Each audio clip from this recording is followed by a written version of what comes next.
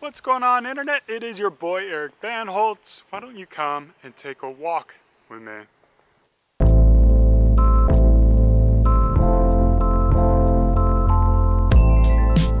See that truck right there? That beautiful silver 2004 Dodge Dakota. That is my truck. And what I wanted to talk about today is consumerism. And I want to talk about how maybe to control your financial spending urges. I want to talk about how to look at purchasing, how to spend your money, how to make your money go a little bit further, and how I do it. Because at the root of who I am, I want to say like I'm a pure minimalist, that I'm living like a super minimal lifestyle. I do acquire things. I do love to buy nice things. You see the value in quality. And, but at the same token, I don't like spending money. And I also don't like depreciating assets.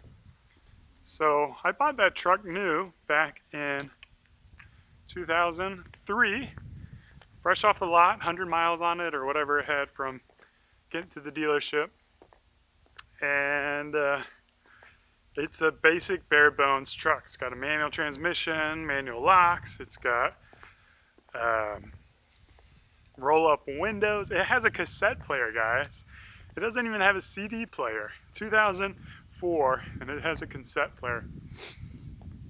And it's been my car, man. It's got like 150,000 miles on it. Just changed out the clutch. I love that thing, all right? I love it. And you know what I love about it? I paid it off about 8 years ago. And ever since then, I've been able to not spend $300, $400 on a car. Now, let me tell you, I want a new car. Like, I see a Mercedes, I want a Mercedes. I want a BMW, I want a new truck. I want all that. I'm just like everyone else. Like, I want those nice things. But what I don't want is that payment. And I don't want to have to work. You know, and to a certain degree, like, I'm still at the point I have to work. I'm not totally financially free yet. But I value my freedom more than I value nice things. And that's what I'm working towards. So whenever I look into the process of buying things or acquiring things or making purchases, that's what I'm thinking about. Is like, how does this help me achieve my goals of being free? So I've got a belief that procrastination is a financial person's best friend. The longer you can go with something that is old or a little run down, but still serves the purpose, it still does the job, it does what you need it to do, the better. Because from a financial standpoint, when you look at time, let's say like my truck, okay, I've gotten my truck for 13 years. If I only had my truck for 5 years or 10 years, those 3 years, let's say 10 years, okay? So those 3 years, I would have had a new car, I would have had more payments, I would have had $25,000 out of my bank account, whatever it may have been. Now I've delayed that $25,000, and that $25,000 for a new car is accruing interest, or it's saving for a house purchase, or it's going to other things that I value in life. And the longer you delay, the more you're able to build wealth. So I have that same policy with like my cell phone. I buy my cell phone with cash, off plant, and I typically buy a brand new top of the line phone. In fact, here it is. See it? This is a Sony Z5C. I got it last year, and the reason why I like to buy high-end, top-of-the-line things is because I can get longer usage out of it. So my phone, I'll plan to keep at least 3 years, where your typical consumer is going to be replacing something every 2 years. And again, it goes back to that cycle of the more you can procrastinate, the better you're going to be financially. Now, there is a little bit different scenario to that when it comes to like productivity in your life. See, my computer, another thing, got it in 2011. It's been serving me well. I've used it every single day for many hours a day. It's a trooper. I've got the top of the line processor in there. I upgraded the RAM to the highest it could go, put an SSD drive in it. But after 4 years and the video editing requirements that I now have with this vlog, I found that it's taking a detriment on my life. So if I had a top of the line computer now, it would take me about 9 minutes to encode a video, whereas now it takes me about a half an hour. So I'm looking at 20 minutes of my day is being put into waiting for my computer to perform. That 20 minutes compounded over the course of the next couple of years can be quite expensive. You know, if I value my time at $100 an hour or whatever productivity I think I can bring, then that's painful. So there's always that fine line between what is the productivity for the product you're bringing and how much value it can bring to your life, and how you can bring that in and make a logical decision for a purchase rather than, you know, watching Tim Cook up on stage talking about some new flashy features and you're like, oh my God, I gotta get that, right? You know, this is going to change my life.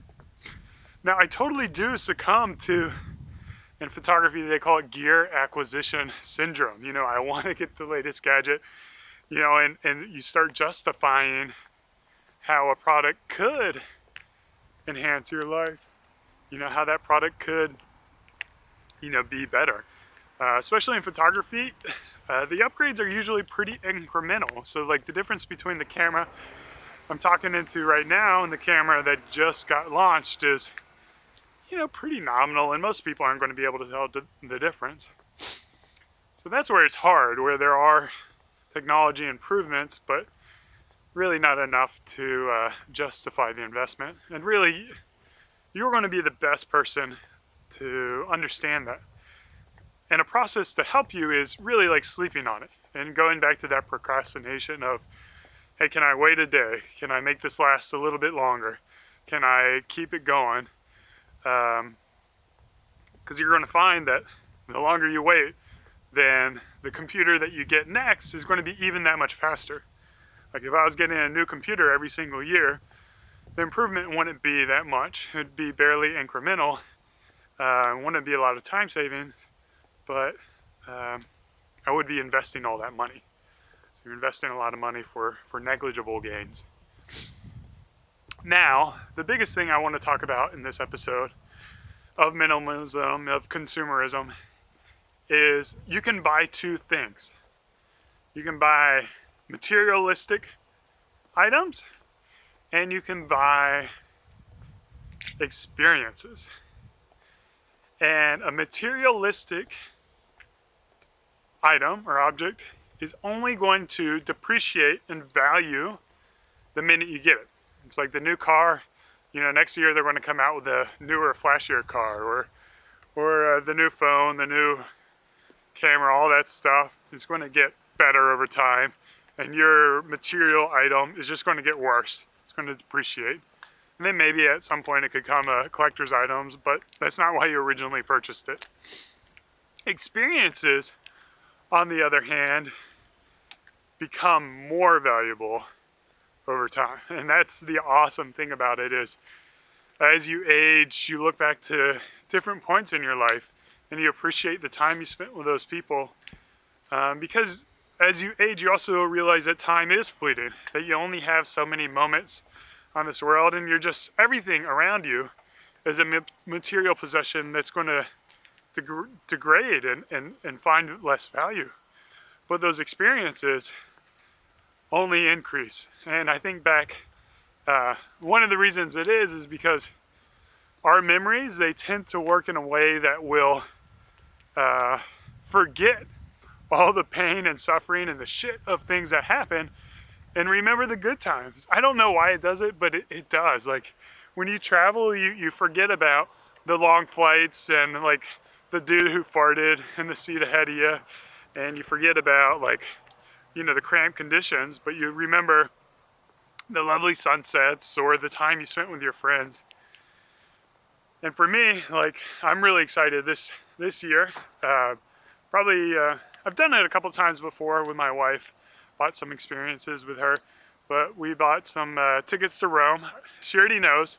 They were on sale. They're incredibly cheap, $450 to fly to Rome from Austin. So stick around to this vlog. I'm going to take this with me as we go out to Rome and share some experiences and maybe share some experiences with you guys. But don't let money control you. Don't let your desires control you. The one thing that I love about Beard Brand is I do believe we're selling experiences.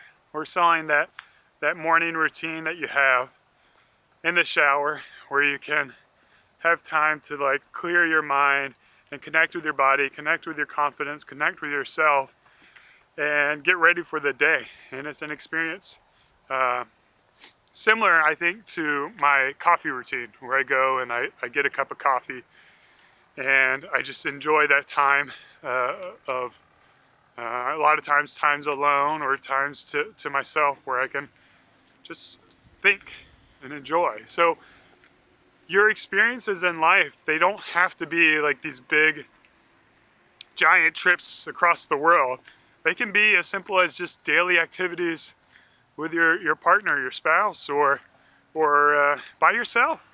You know, so treat yourself to experiences over things, and your life you'll find a lot more engagement and reward and satisfaction in your life.